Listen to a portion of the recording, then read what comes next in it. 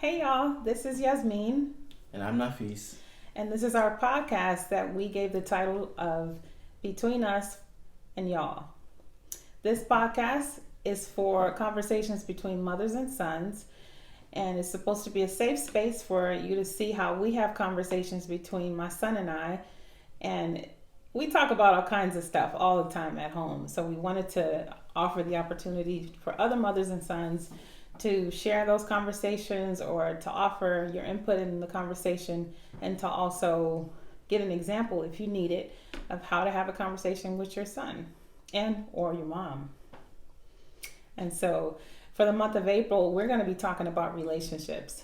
We're going to talk about all types of relationships. And Nafis is going to specifically talk about what we'll talk about today, but you'll see us every Monday and Friday of the week. It'll be 2 times a week, and sometimes we'll bring in guest speakers, or it'll just be Nafis and I. And so, also, one of the things we like to do is to advertise for our friends. Today, we are wearing shirts from a company by the name of Modal Futur. This is the son of two friends of mine from Oakland, California, Mizan and Sisway. And their son created this nice binary code shirt. And what does it mean? The shirt means Africa is home in binary code. Right, so we're rocking this today. Every now and then we might rock a shirt that we are supporting a local business or a black business. And today, that's what we're doing. And if you want to purchase the shirts will be in the link down below if you want to check it out yourself. All right, cool. So we're going to jump right in. We have all types of conversations at home. And lately we've been talking a lot about relationships. So what type of relationships we're going to talk about today? Today we're talking about intimate relationships, platonic relationships, and family relationships. All right, so The first question is, how do you define a platonic relationship? all right, so for me, that's always an interesting conversation because I have a lot of brothers. So growing up, my brothers were my friends. Those were my friends. And so platonic relationships for me are those relationships that are non-sexual but are intimate between you and someone else, but it's not something that's physical. And so that might be my brothers, that might be, my friends, and that also might be, people in the community. So for me also, growing up, I am the only child. And so for me, being in the community and trying to feel comfortable expressing myself in any type of way, I've always had community brothers and sisters. And so for me, those are like my platonic friendships. So if I need to do anything or lean on somebody, then I lean on those relationships. Okay. All right, cool. So that's platonic. So how would you define an intimate relationship? I mean, for me, a little hesitation. Yeah, I mean, I think for me, it takes time. Also, I'm not very rushed into getting anything, but also I like to see what's out there and explore. But yeah, that's what. What about you? All right, so for me, intimate relationships are those relationships that involve some type of something that's different than your friends. Whether it's going to be sex, or we're going to be kissing, or we're going to be, touching in a certain way. It's something that's different that I know this is something I don't do with everyone. And it's not something I share with everyone. It's something that's reserved for a specific person, or if you decide to have more than one partner, hopefully you don't. Right. Then it's something that you share with that particular person. So that's something that for me is sacred. Does your relationship with your parents influence the relationship with your intimate partner or friends? And I can go off that. For me, I definitely say yes.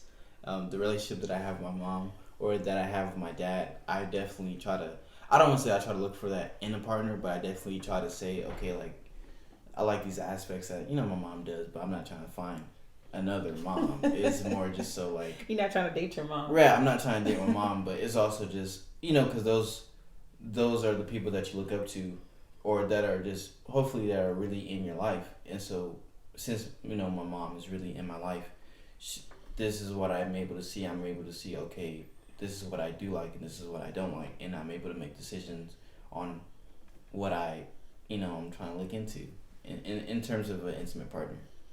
Okay. All right. I mean, I agree with you. A lot of the things you said. Growing up, I had my mom and my dad in the house, which was different than what you had. You were raised by a single mom, and you had your dad, but we lived on two different coasts. Right. So you didn't have those physical examples in the house with you. I had my mom and my dad, so I got to see, what does a man do or what does a woman do. So I definitely feel like it influenced, my decision and choosing a partner. And it's interesting because some things made me want a partner like my dad, and some made me not want a partner like my dad. Right. And sometimes I wanted to be like my mom, and sometimes I don't. Like I can see a big difference in how I raise you as opposed to how my mom raised me, and I see a lot of similarities also. Right. So I definitely think it influences it, and you have to be aware of what's happening so that you don't just become like a robot, know, and have unrealistic expectations of yourself or your child. So, all right. So, do you think it's important to discuss relationship successes or failures or any tools when it comes to our conversations? I definitely think so, because you also have to, like, for me, like, being able to express everything that's going on, I think, is being vulnerable, and especially for a parent and also a kid, because you can understand what they're going through and how you can because you're looking from the outside in, and it's like, okay, I know this is not working, but why don't you try this? Or, vice versa. And so it's really, I definitely think it's a tool that we should all use. And also just for yourself, you can sit back and look at the relationships that you make for your own self or whatever you're doing, and you can see, like, oh, has this really been benefiting me the way that I needed to, or the way I wanted to, or how, that's what I really think.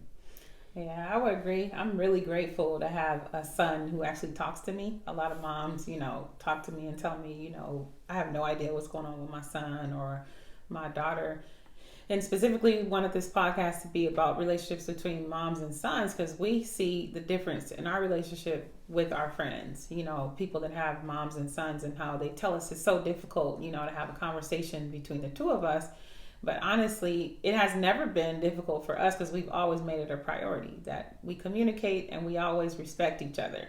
We don't have some type of household where, my son has grown up telling me what to do and, you better listen to me, mom, and all that kind of stuff. But at the same time, I show him respect, because I believe he's a person, and I'm showing him the example of what, positive communication looks like. So to answer the actual question, I do think it's important for us to have actual conversations, because I don't think a person can offer advice based on something they've never experienced. Like, I don't want to hear anything from you about a tool or a skill that you've never used or actually failed or had success with.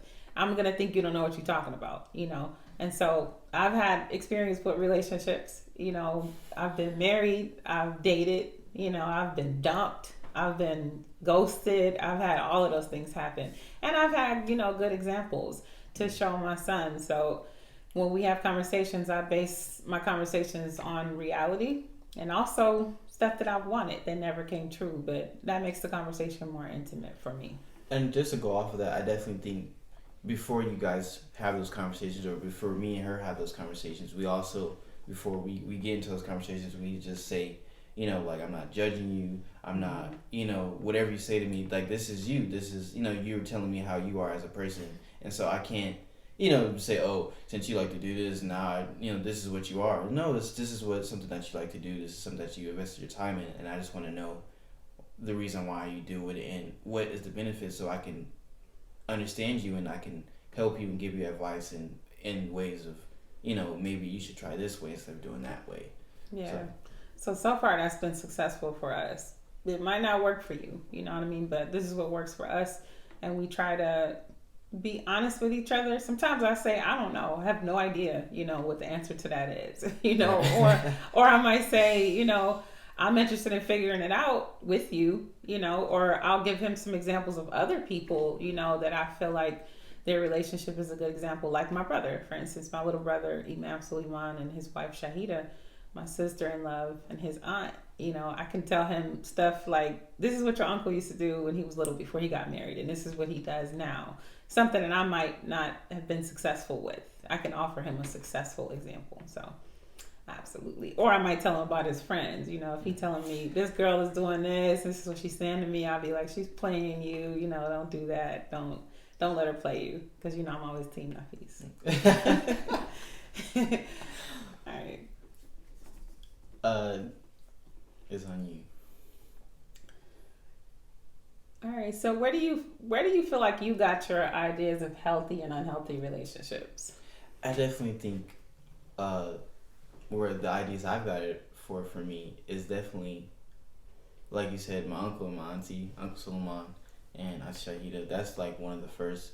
The reason why is just the connection that they have is very strong, it's very unique, and I also feel like if you are in it for the long run, you have to be comfortable with the things that they do. You know, there might be some things that they don't like to do, and some things that they, that they do like to do, and you have to understand that they're not, that's just them as a person, as an individual, and you just have to be there to support them in their ideas or expectations or anything like that. But all right. So before I ever my answer, I think it would be really cool if we just name off back and forth relationships, positive relationships, top 5 positive relationships. Okay. And then we can go from there. So Okay. You go first. You can use Uncle and Auntie. So Uncle and Auntie. Auntie Shahid, Uncle Suleiman. All right. So my next example would be 2 artists that I don't really know that well, but I feel like they're like my family from Facebook. And that would be Cedric Umoja and Roni Nicole. I would say Will Smith and Jada Pinkett. All right, that's cool. I really like Imam Siraj Wahaj and Jamila Jihad. My next one is Baba Tani and Mama Hadi. Tayemba. Yeah, he's stealing all the good ones. All right. I really like Amir Ali and Latifa Ali. Baba AK and Shosho. Shosho Aminata. You stealing all the good ones. All right, so one more. Let's see.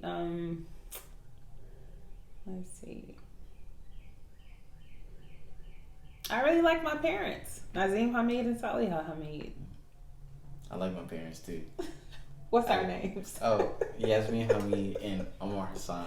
All right, cool. All right, so it's important for us to have those examples. You know, we should have actual examples of what we consider a healthy relationship. None of those relationships we mentioned were unhealthy.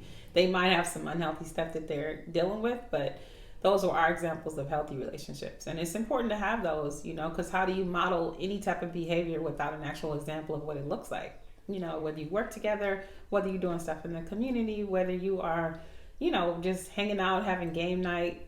Sometimes we have game night. Me and Nafees. My brother don't really like having game night. So, but I mean, it's important for you to have examples of what that looks like before you can actually model it yourself and modify it, like we were talking about earlier.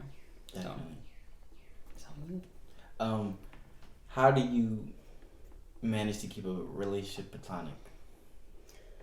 Man.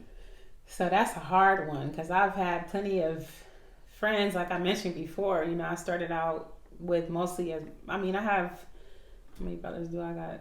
I have 7 brothers. And growing up with so many men around you, my brother's friends became my friends. So I had a lot of men around me growing up, and it was always hard, to understand women who couldn't have friendships with men without it becoming intimate, because that had been my whole life. Like, I got my brothers, we're not intimate with each other. Thank God there's no, sexual abuse in our family. Some people have had that, so that's why I wanted to say that, but that was always the norm for me, so now as an adult, it became a little bit harder when I have friends that are guys, and people are like, how are you so close to him and hanging out with him, and nothing going on between y'all. People don't expect you to be able to have those kind of relationships. And I had to learn that I had to create boundaries, healthy boundaries, to be able to make sure I was setting a better example for you and for other people, that, there should be some type of difference. It can't just be, these is my homeboys and we doing all the stuff, together. Right. But although I do have some friends that I consider brothers, but they're not my brothers, and growing up in a conscious community, sometimes I have this big pet peeve about people who are always, that's my sister or that's my brother, and in reality, y'all doing more than, you know, y'all doing more than just, you know, being brothers and sisters in that way. So the way that you keep it platonic, though, to answer the question, is to create boundaries and to respect the boundaries, and also say stuff like, hey, you know, I really respect you, but I can't, you know, I don't want to do that because I want to keep this friendship the way that it is, and actually keep it that way. Don't just be like, you know, Netflix and chilling with the person and y'all cuddled up on the couch like, but you know, we really just friends, right? You know, exactly. So don't create a situation where there's friendship with benefits, you know, sexual benefits, because I like benefits when it comes to, can you fix my roof? Or can you pay my house? You know, stuff like that. Like, I think you should create the boundaries, but also respect them, and find other ways for you all to benefit from your friendship. Because oftentimes people just keep it like, this is what a friendship looks like, and if we're not doing that, we're having sex. You know, so that's what I think. What do you think? I think for me, especially, it's hard in this generation because a lot of people are nervous to really tell how they feel in a very, they're not comfortable with really saying how they feel because they think the person's gonna take it negatively and not give them what they want or what they need. And so most of the times people put themselves in these situations where, you know, they're not, where the situation gets unhealthy. And so it's like, well, I thought you wanted to do this. It's like, well, why do you think I wanted to do that? It was like, well, you never told me what you really want to do. And so for me, I think also it's like you said, before you guys even, you know, if you guys are starting to hang out, you guys set those boundaries, or you know, you ask them like, what are you looking for in me? Like, are you really considering me as that type of person, or you just want to be friends? So you're not really assuming, or you're not really trying to, you know, you're not getting frustrated with what's happening because of, you know, of just, you know, the things that were communicated. And so for me, with my friends, something like that, we definitely, sometimes it's just natural feeling like, okay, like if I do feel you, or I'm feeling you or something like that, it's definitely cues or hints that, you know, people do give off or something like that. But also, if it's nothing like that, then it's like, okay, we not on that. And so definitely, I think that's how I definitely do things. Okay, so it's interesting when you were talking, I started thinking about our conversation we had about, you know, this idea of love languages, and how, you know, it's important to know what your partner's love language is before you enter into a relationship with them. And if you don't know what the 5 love languages are, it's acts of service, physical touch, words of affirmation, gifts, and what's the last one? Is it time? food? Not food. You must be hungry. I believe it's time, but if we got it wrong, you know, we could post a link about it below. I always think the conversation is interesting about this idea of love languages, because when we talk about it, we're really usually talking about intimate partners. But I think it's important to know what your friends' love languages are too, and your parent, you know, or your son or your child in any way. Because what's the difference in learning how to communicate with an intimate partner than with your friend or with your parent, if it has to do with communicating with them on the way that they like to be communicated with? So I could be, you know, not knowing your love languages and doing all the wrong stuff, right? You know, where it's causing us to clash, you know, as opposed to understanding and saying, hey, how do you like to celebrate, or what do you like? And I feel like when you do that, that's a way to kind of understand your friendship, you know, and keep it in a way that person honestly feels like, wow, you really value me. You value my time. You value me in a different way, you know, than other people do. And when I'm around you, I feel like I like it. You know what I mean? I feel like you can also love yourself even more, because sometimes, you know, we're doing all these things and we're in these relationships and we're in these situations, and we actually sometimes don't know what our love language is for ourselves. And so then when you ask that question for the other person, now you're thinking like, what is actually my love language? You know? Yeah, man. We learn so often. I did another podcast, the Dope Muslim Woman podcast. Shout out to Sabria Mills, my homegirl. She had me on, and my topic was, you know, the process of falling in love. And I told her I prefer to use this phrase, standing in love, you know, as opposed to falling. And the purpose of that was, you know, you need to really understand what it is you need to be, how you need to be supported. This isn't just about falling and, oh, this is great, oh my God, I'm so happy. And what comes after that? You need a foundation, And so oftentimes when we're building our foundation when it comes to relationships, we are focused on someone else, the other person. How can I do this for that person so they'll be happy or stay with me or like my body or like whatever it is about me, as opposed to answering those questions for ourselves first. Like, what do you really like? Because I could say, oh, I want a man that does this and he does this and he does that. But the reality is who am I when I'm offering myself to him? What do I have to offer? What does that really look like? And also being open to allowing those things to change. It doesn't have to be set in stone. Just because you like gifts for the last 15 years, maybe you don't like it no more. And it's cool to be able to say, hey, I don't really like that anymore. And say that with yourself first, so that when somebody else shows up, it's not a mystery when they're trying to figure out how to offer you support and love, in a relationship. It's okay to check in. That's what check in with yourself and the person you're communicating with. So that makes me think about another question as it relates to relationships. Do you feel like you have to have a platonic relationship with a person before you can develop an intimate relationship with them? Yes. I definitely think so. Because if you're only, so say for instance you get an argument or something like that and you guys are just being only intimate, you don't know how to speak to that person as a friend. Mm-hmm. And sometimes in those situations you need to come at your partner just as a friend or just as a lover or maybe both. And sometimes I feel like if you can't be friends, then there's a lot of stuff that can really go wrong because you're just expecting how this person acts in just an intimate way. And so then when something happens in a non-intimate way, you might take it a way that, it might frustrate you because you don't know how to really take it. And so I definitely think the first couple of stages, everybody's relationship is different. And so I definitely think you guys should always be friends before anything intimate, because you can really understand, like, okay, do I really want to be with this person this way, or do I want to just stay friends? This is what I like about you, blah blah, and you could just have those conversations, those intimate or friend conversations, so you could really understand what you're getting yourself into. So you don't want to get into a relationship where you get married or something like that, where you start having kids and then you realize, hey, I don't really like this no more because of what I'm starting to realize some things about you that I don't like. And it's like, now I'm realizing it and I don't want to do this no more. And that's how stuff can get really unhealthy or toxic. And so, yeah. Oh man, that was a lot. I'm so proud of my son. Listen to him, y'all.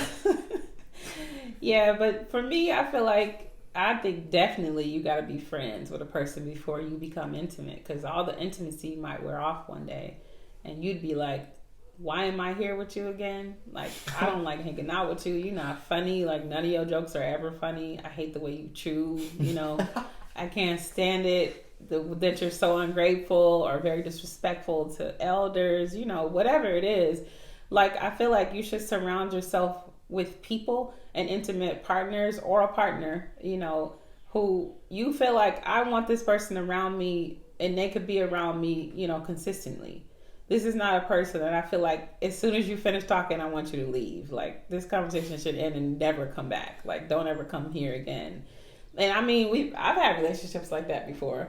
Right. Where I've been with someone and I'm like, if I wasn't with you, I would never hang out with you. Like, you wouldn't be a person I would invite to parties. I would never want you to be in my crew, because of something, that you do. So I honestly feel like it's important, to develop that platonic relationship. And the thing that's interesting for me is growing up as a Muslim, and my son being Muslim as well. This particular thing has been something that's difficult, in the Muslim community. And I'm sure in conversations between mothers and sons and parents and their children, and giving advice on how do you, keep the line to where you're not, violating.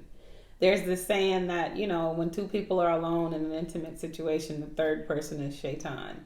When I was growing up, I used to always be like, wait a minute. How are we all automatically just inviting shaitan to our situation? Like, I would think about it separately. Like, what if shaitan is not there? Shaitan is Satan, basically a negative, energy. And I would think to myself, like, can I maintain myself around a person without thinking that there's always going to be something negative that would be involved, you know? And if I can, what does that look like? And for me, that took a lot of courage to be able to say, like, you know, I need to learn how to maintain myself. I need to know how to respect myself.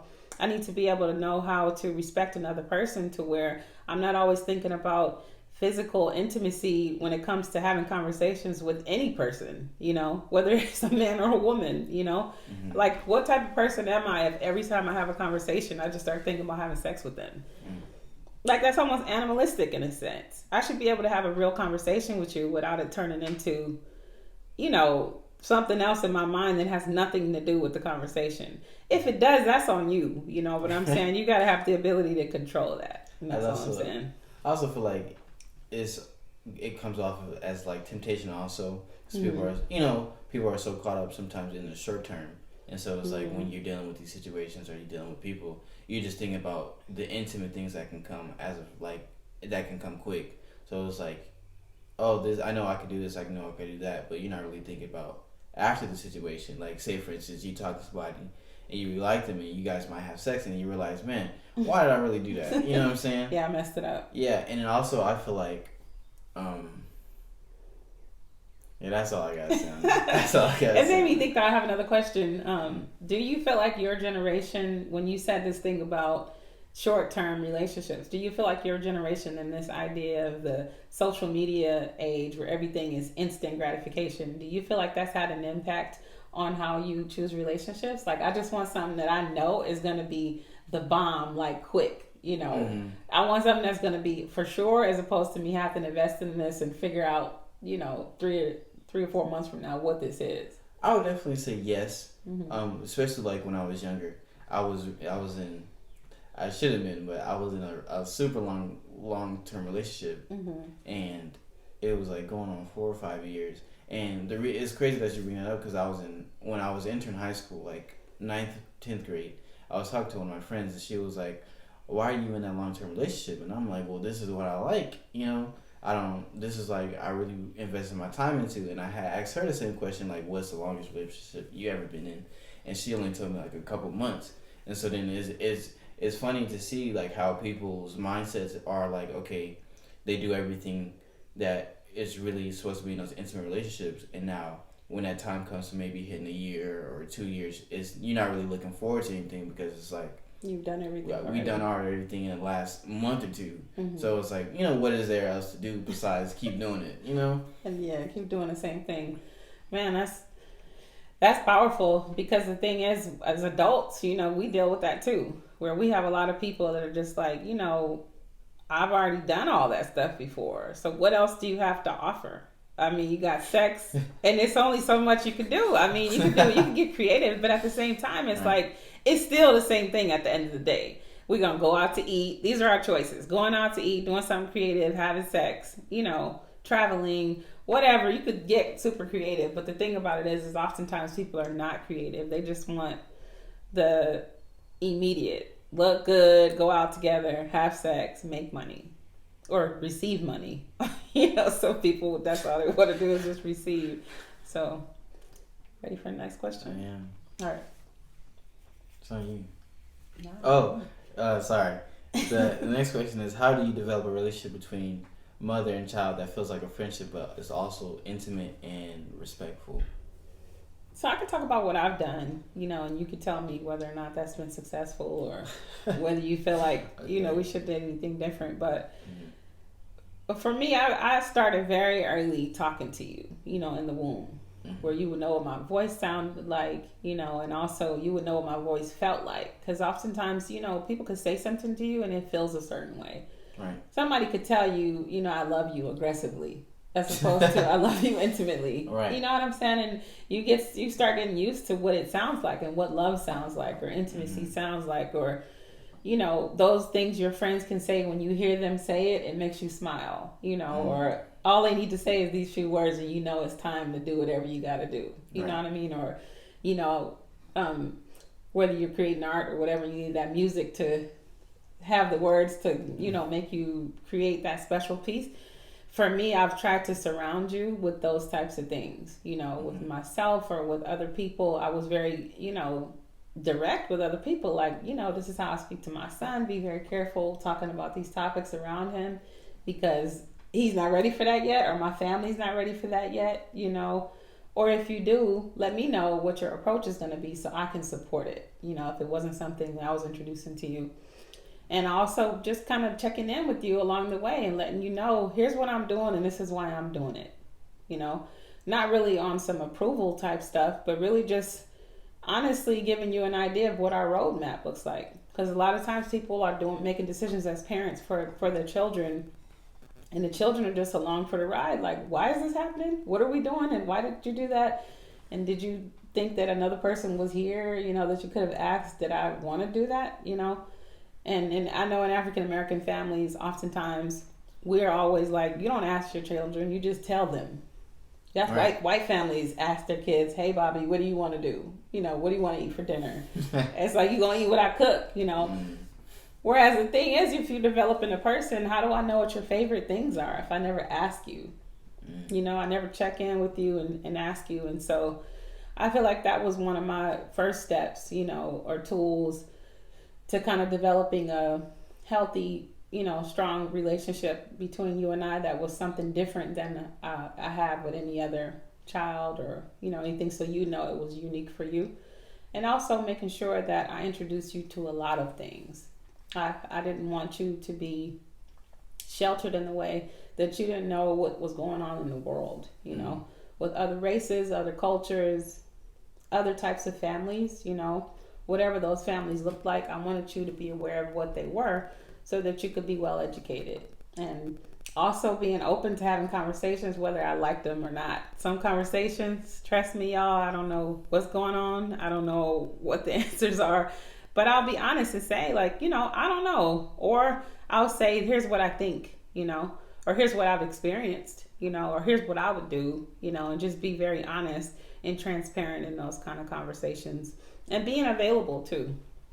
I know with me and my son, we try to check in with each other as often. There's no schedule. It could be 3 o'clock in the morning. He might walk in my room and say, hey, what you think about this? And I'm not going to make him be like, get out. Don't ever talk to me again, and we just check in with each other and make ourselves available. Say, how's everything going?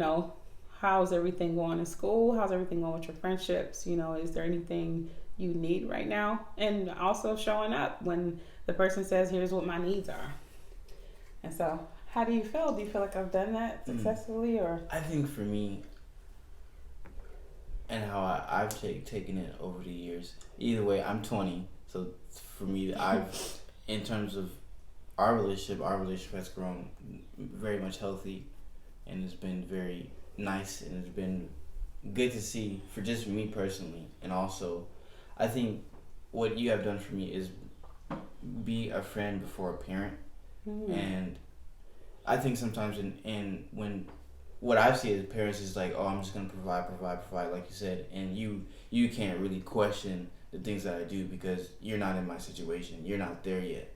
So, your decision is not going to weigh what what I'm going to do for you. You can tell me whatever you want to say to me, but it's not going to change. And I feel like that's in some parent to child relationships. And I feel like what you have done with me is like, even though I want to do this, I just want to get your take on it so I can understand, okay, I might need to do it this way or something like that, or do this or whatever the situation is. And I definitely think like you've always created a space of like, what is it that you like to do? And that made me realize like this person is actually caring for me in this way rather than, I'm your parent, you just need to tell me what you got going on. So then it's like, because that's what I think also over the years, like I started more like questioning more and then starting realizing more like, okay, like this is, it just comes with age. But because when I was younger, it was like, I don't want to tell my mom nothing. She don't need to know nothing. It just comes with time. And so I think in the recent years, it's just more so like, this is somebody that I really have in my life frequently, and this person see like, when I'm mad or when I'm frustrated or when I'm happy, and, she knows how to tell that, just off of looks, and like, it doesn't have to be me telling her. So it's like, I'd rather just be upfront with her instead of feeling like I gotta hide it. And so it's also like things of, I definitely think also honesty is a big thing too, because there'll be like, like how you said, there's some conversations we might have, she might tell me, I don't know. And then sometimes I just have to take that for what it is, because sometimes I'd be like, man, I know she knows, but she's just not trying to tell me. And so, but I know, she doesn't know everything because she still is human. And you got other people, you like your sister. Right. And there's other people, like there's other people that I can ask, but also like for me, like if my mom doesn't know, then like there needs to be something that I need to do, or present it in a different way that where she might know something that can lead into that. Yeah. And so for me also, and I think it goes both ways too. Like, yeah, absolutely. That's what I was gonna say. I've learned so much from my son. It's not always this idea that I'm the parent, so I know it all. Children come. What'd you say? You want to touch on that? Yeah, I want to touch on that. I mean, because the thing is when we have this conversation about developing a relationship between a mother and a child, we have to pay attention to what is happening in the situation. And in our unique situation, I said in the beginning, I raised my son primarily alone. His father was in another state. We were divorced, by the time he was a year, so him being 20 years old right now, there's been a long time that it's just been him and I. His father's involved in his life, I say single mother because I'm single in the relationship, not single in my parenting. His father is an active parent. And I think it's important to say that because oftentimes when people say this phrase, or term single parent, they're Xing out the other parent as if they don't exist, and like they don't do anything. They don't do anything. Some people have those situations too, but this is just not my situation. So there's that. So back to what we were saying, I feel like I've learned a whole lot, from my son. He's taught me a lot about, even this podcast, just moving forward with an idea and not sitting on things, not sitting on your creativity, not sitting on your wants and your needs. His biggest thing that I've learned, in the last couple of months has been, if you feel like you could do it, then just try it, and I feel like we both have that particular lesson that all you can do is fail, or all somebody can do is tell you no. You can try again, but I've learned that from my son. I've learned, I've learned a lesson I already had with myself, but maybe I felt a little apprehensive about, and that is to just stand on your own. He and I are some people might consider us strange, in the way that we dress or how we eat, or how we think and how we practice our religion, or whatever we do. One of the things I really like about my son is that he leads in an example of, this is who I am, and I don't care what anybody else thinks. I respect what other people think, but at the same time, I'm going to do me, and that's because I believe in who I am and I love myself. And I love that example. So I never have all types of examples, but those are my top two. So yeah. One of the things that when we were talking, I started thinking about, earlier we talked about healthy relationships, and I want to revisit that in a minute because we gave all these people's names, but we didn't say why, we consider them healthy relationships. But I want to talk about what makes a relationship unhealthy. Like, what would you say would be some characteristics or some examples of an unhealthy relationship? I definitely think abuse, that's definitely... Of any kind, or just beating people? Well, it's hard to say because in this generation, a lot of people... You feel like people like abuse? Some people do. Like you feel like you have to argue in order for you to love a person, or there got to be some drama? Well, yeah, because I think that's like sometimes that stimulates somebody. Like if we can't sit here and debate about it, or we can't argue to the point where we throwing something, or we throwing stuff, or everybody's situation is different, but it's like but that's true. Like sometimes like when like I might see somebody and they are always arguing. I'm like, why don't you get out of that? Like, man, I just love that person too much. I just like how they're able to just really just tell me up front, how it is, instead of being polite or being trying to sugarcoat something and not say it how it is. Straightforward. But I also think what's maybe like an unhealthy trait is being very like negative, but not like you can always tell somebody what you don't like, but you're always bring a solution with it, because it's like you don't want to tell somebody, I don't like how you make cookies, It's like, well, you just keep telling me that you don't like how I make cookies, but you're not giving me anything else. Like, how do you like cookies? Right. So there's Are you gonna help me make the cookies next time? Right. So then I definitely think if you're gonna present something that you don't like, always bring a solution so they can see what you like to see and also how they can put their spin on it. Because I don't want if I tell you something like, hey, I don't like how you do this, maybe do it this way. I don't want you to take it for word and do it exactly like that. Maybe put your spin on it, because now it shows me that you're actually listening to what I'm saying and you're putting it the way that you want to show it to me, rather than, okay, you just want me to cook the cookies like this and that's how I'm gonna cook them. You know what I'm saying? You just want me to do what you want me to do. Mm-hmm. What about you? Man, so for me, for unhealthy relationships, I would say it's very unhealthy to be a certain way at home and be different in public with a person. I think that there should be some things that are reserved for home, but at the same time, you shouldn't be a completely different person. Like, you beating the hell out of me at home, and in public, you're telling everybody how much you love me. Right. Something like that. I feel like it's important. Well, it's unhealthy to lie, to have dishonesty of any kind in a relationship, intimate or not. Mm-hmm. One of the things we got in our family is tell the truth. So I have this thing that's funny about Nafees, and I'm veering off topic, but when he was little, he always knew that telling the truth was the most important thing. So if he got in trouble, he knew that he could get a little bit less out of trouble with telling the truth. So he would come back and say, hey, can we start all over? Can we start from the beginning? After he had told me a lie, he'd come back and say, hey, I thought about it. Can we start all over? I'm going to tell you the truth. And that would lessen the situation. So maybe he's not, his punishment is not as long. And I would be intentional about it, to be like, okay, since you offered that information, that's cool. Mm-hmm. So I'm not asking for a relationship like that, by the way. Anybody watching this, don't be lying to me and then come back saying, can we start all over, from the beginning. But for me, I feel like honesty is really important in every way, in your actions and in your words, because you could be lying about the stuff you're doing, but it's important to have honesty. I think it's important to support a person in different ways. So like, if I'm trying to stop eating sugar, you shouldn't be showing up at my house with all types of donuts, and all types of stuff, to give me. I feel like it's important to be consistent too, in whatever type of relationship you have. I was just talking to my homegirl, Treya, shout out Treya, the other day, and we were talking about, what we liked about our friendship, and that's one of the things I really love about her, and our friendship in general, is that I can feel comfortable with being able to have all types of conversations, whether we're laughing or whatever, but I don't feel uncomfortable when we start talking about serious stuff, and serious stuff that has to do between she and I.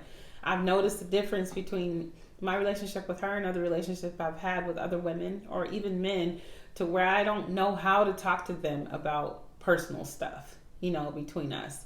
And that comes from dishonesty, in my opinion, because I've held back on something and not being honest with them.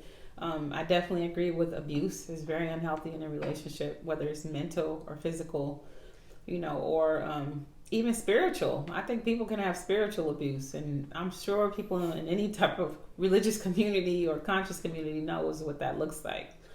People violating you when it comes to spirituality. So spiritual abuse is not cool. Also unhealthy, in my opinion, is sharing other things with people outside of your relationship to harm the other person.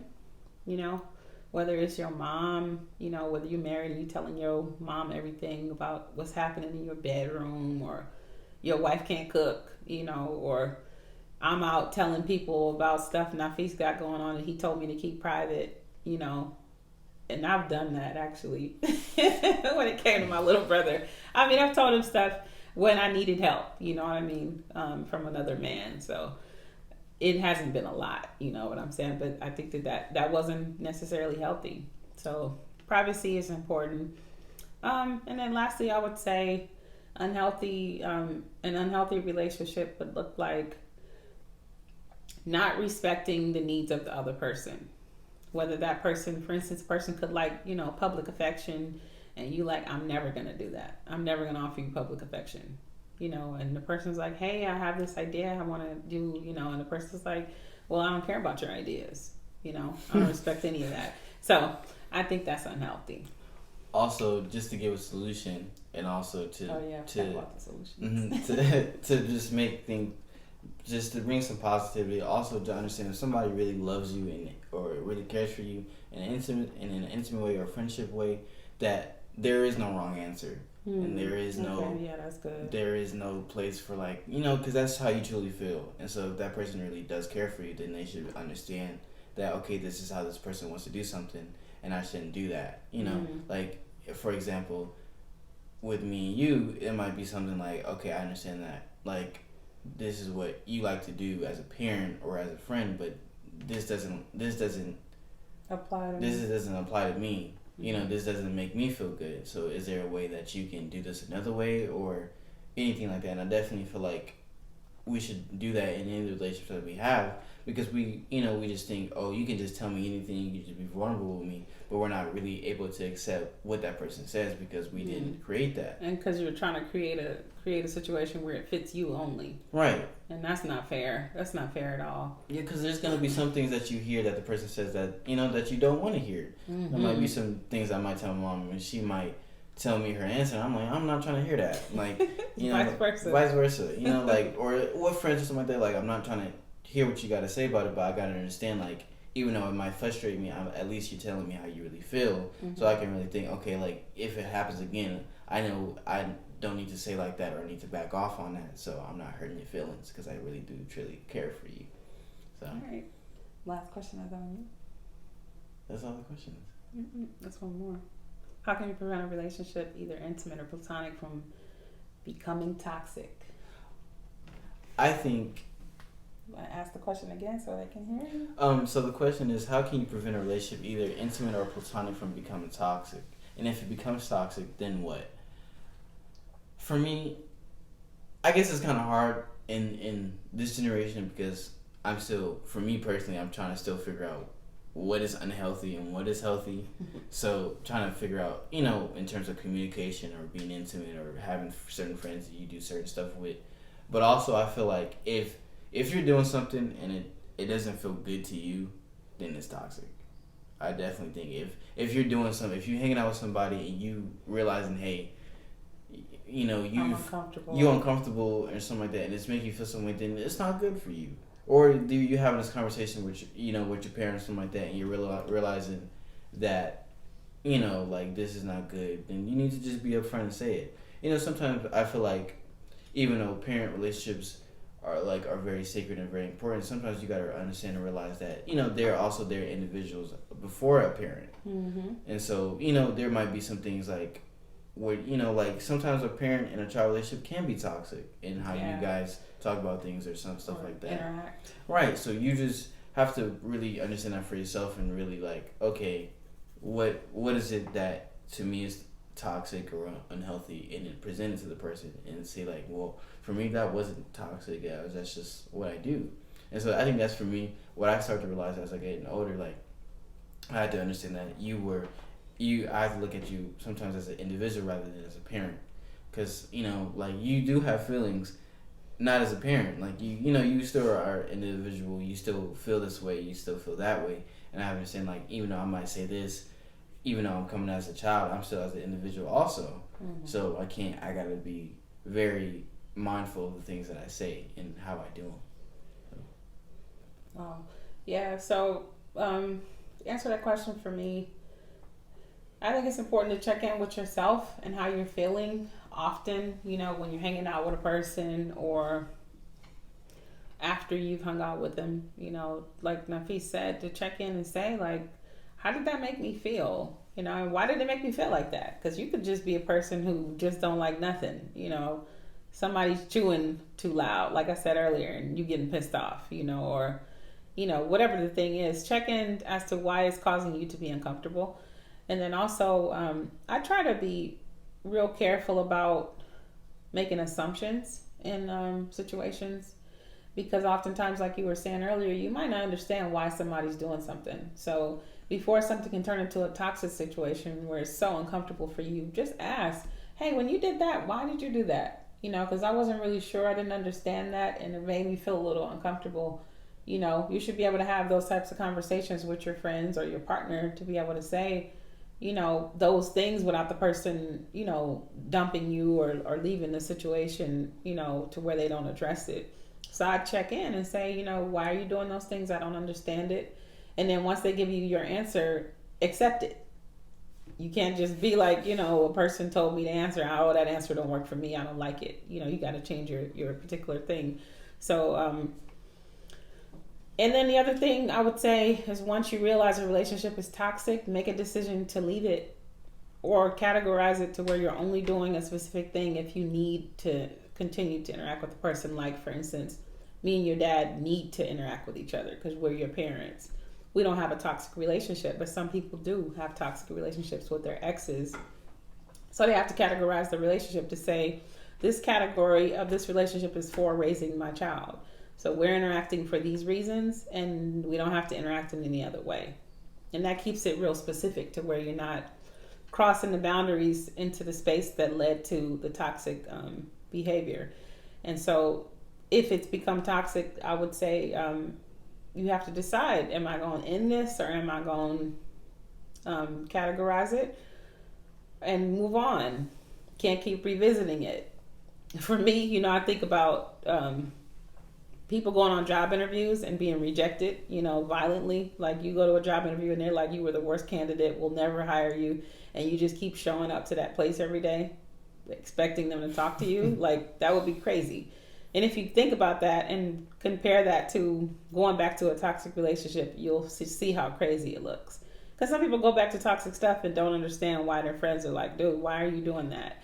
I mean, if you related to a job interview where you showed up and you keep coming to this company, knocking on the door, why won't y'all talk to me? Or they start talking to you and you letting it be a conversation, but you don't have a job, something's wrong. Like, that conversation is actually crazy. So that's what I would say.